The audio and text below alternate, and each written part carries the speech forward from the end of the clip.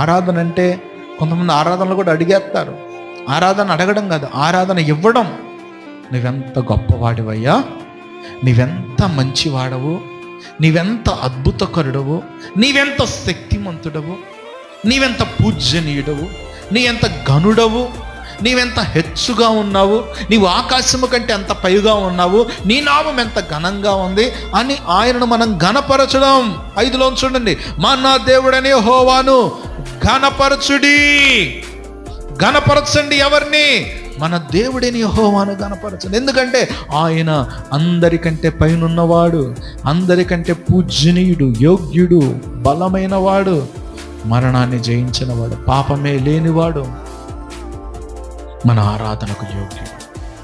కనుక ఈ సమయంలో ఈ మాటలన్నీ తలపోసుకుంటూ మనం మనపూర్వకంగా మన దేవుణ్ణి సేవిద్దాం, ఆరాధిద్దాం, గణపడతాం.